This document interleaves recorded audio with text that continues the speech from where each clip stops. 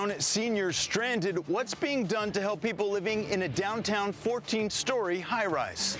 It's a hot one across San Diego County today. We're live at the Santee YMCA to show you how kids and adults are cooling off. Masked men in unmarked vehicles. Homeland Security raids a neighborhood in Spring Valley. This is more than a tribute to the San Diego Public Library vintage card. We meet the artist who shares the story behind this year's Pride card. One of the ways Feeding San Diego feeds San Diego is by rescuing food, and we're along for the ride. CBS 8 News Live at 6 starts now. You know, there are people here who are worse off than I am. There are people here in wheelchairs that cannot be carried downstairs. Tonight, we're hearing from seniors living at the Luther Tower Apartments in downtown San Diego who say they're feeling stuck. Good evening and thanks for joining us. I'm Marcella Lee. And I'm Anna Laurel. We're told fire sprinklers flooded both of the building's elevators earlier this week. And now some residents, some of whom have mobility issues, are dealing with 14 flights of stairs. CBS 8's Brian White is working for you, trying to find out what the management company is doing to fix the problem. Ron Dismuke is over 80 years old, a retired chaplain, and one of many seniors who've had no elevator access after a fire at Luther Tower Apartments caused sprinklers to flood the shafts Tuesday morning. Home at last. Lord have mercy. He's been walking up and down 13 flights of stairs when he needs to, but he says not everyone can do it. We're actually kind of prisoners now in this building. His neighbor and friend, Earth, on the 9th floor, who recently had cancer surgery, says she's terrified to even try the stairs. I don't do stairs. My knees, my hips, my feet are crippled. I can't go up or down a stair whatsoever. Ron said he was originally told repairs could take 5 days or possibly until next Tuesday.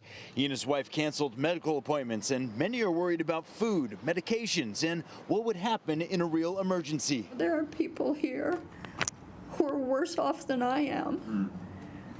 Yeah. There are people here in wheelchairs that cannot be carried downstairs. With growing attention on this situation, Royal Property Management told me elevator crews will be working through the night to get them up and running as soon as possible. A loss of elevator usage in any community is disruptive, but it can be particularly unsettling for our seniors. Margie Newman-Sy, a spokesperson for management, told me they're offering assistance to anyone who needs help getting down the stairs, and they've relocated some people. A total of 12 are in a nearby hotel at no cost to those residents, making sure they have food and everything they need. As of now, management tells me repairs could be done by tomorrow, but Ron says the elevator repairman told him he expects to have it done by Monday. Working for you in downtown San Diego, Brian White, CBS 8. Thank you, Brian. Now, late this afternoon, we had a conversation with a spokesperson for the property management company. She told us they have people on every floor of the building available to help residents with whatever they need, including getting them from their units to ground level. She also shared they're doing everything they can to get the elevators back up and running as soon as possible. Remember, if there's something you'd like us to look into, email us at workingforyou@cbs8.com. And this just into our newsroom. The USGS is reporting a 3.6 magnitude earthquake shook parts of northern San Diego County this evening. That's a preliminary number. It was reported just within the past hour at about 5:16 tonight, about 3 miles west of Borrego Springs. Right now, there are no reports of any damage or injuries. All right, it is a weather impact day with many of San Diego's inland communities really feeling the heat for another day. But is there some relief heading our way? Chief Meteorologist Carlene Chavis will have more on that in just a moment. But first, let's check in with Alex Cheney. Yeah, he joins us live at the YMCA in Santee with how people are staying cool there today and a brief fire crews, how they quickly jumped on. Hey there, that's right. It is a beautiful day at the YMCA at Santee. You can see they have a water slide here and a big pool for everybody to enjoy as lots of people try to beat the heat today. A vegetation fire popped up in Ramona this morning. The southern fire burned 1 acre on private land before firefighters quickly stopped the flames. Over at the Santee YMCA today, it was packed with kids trying to beat the summer heat. The pool deck has a large lap pool and a water slide. The kids love it. Adults love it. I think everyone enjoys it, actually. The YMCA says on hot summer days like these, they welcome around 400 to 500 people to the pool deck and say it's always a good idea to get your child swim lessons. If you're going to bring your kiddos to a pool, make sure it's safe. And if they're not yet water safe, put them in lessons, get them there so that you can use the pool without any worry. And this mother of three says her kids love coming to the pool at the YMCA, and she shared her mom tip for the summer. Get out of the house, it's easier, so they don't drive you insane at home. Over at Santee Lake, Rebecca and her kids went for a boat ride today. It's hot. It's hot, but with a nice breeze. They met up with some friends to cool off. We just knew it was going to be a lovely breeze, and Benjamin, my son, wanted to try out the dragon boat over here. So we're like, okay, why not? And we had some friends here, so we joined them. Let's go. I also got to try out the dragon boat myself. Oh, you can pedal backwards? Results vary. Wait, no, here. Meanwhile, the waterfront park splash pad is back open this summer. It was closed for repairs since September of 2023 and just reopened in May. The water fountain's back on and delighting kids as they run around in the summer sun. This mother of three brought her kids to the park to beat the heat. Just for them to have a day to cool off, be around a lot of kids, enjoy the summer, enjoy the weather, look at all the boats, have a good time. And the YMCA here is actually running a special on Saturday. If you live in Santee and you can prove residency, you can actually go out here and enjoy the YMCA for free coming up on Saturday afternoon.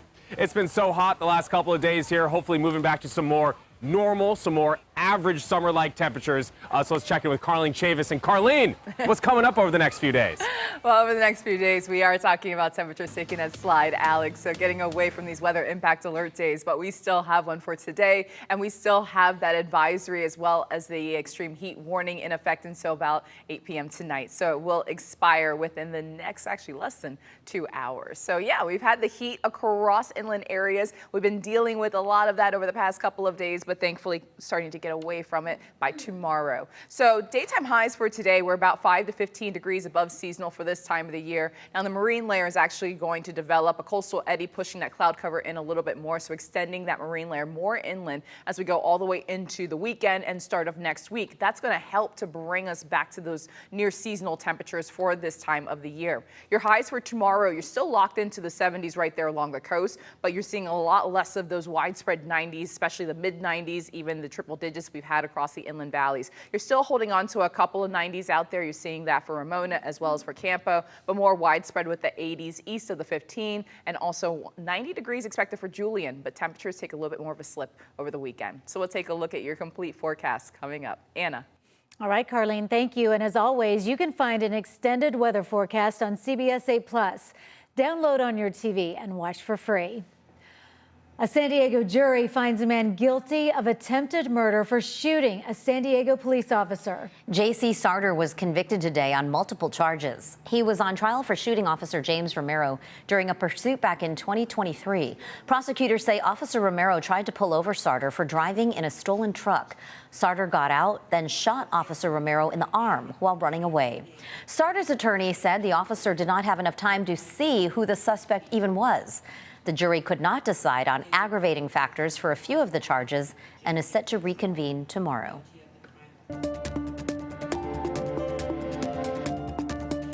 Community pushback tonight in Spring Valley against Homeland Security officers in unmarked vehicles wearing masks who arrested a father in the street. CBS 8's David Gottfredson spoke to the man's daughter, who was also handcuffed as she tried to intervene.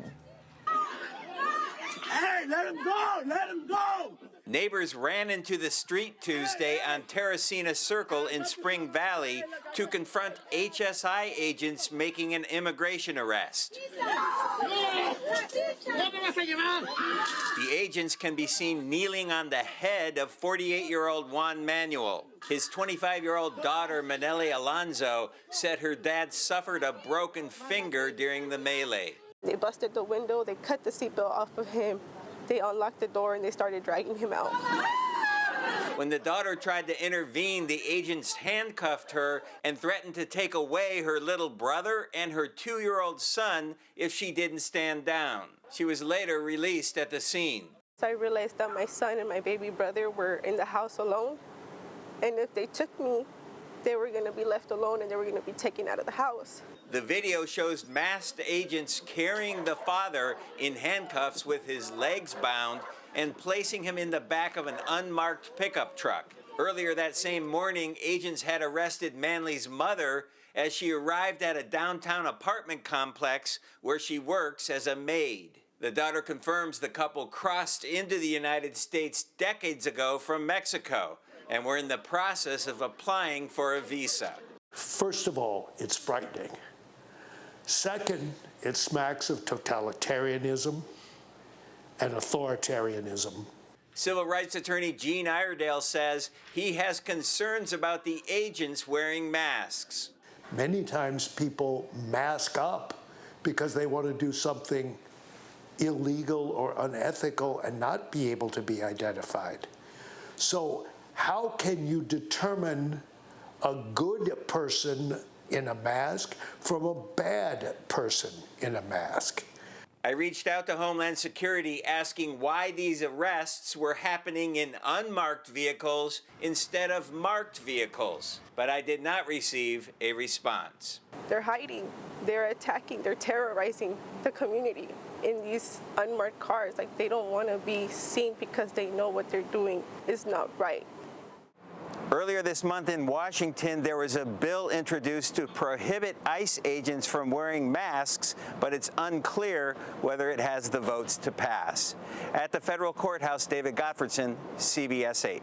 An important story, David. Thank you. The couple is being held at the Otay Mesa Detention Center.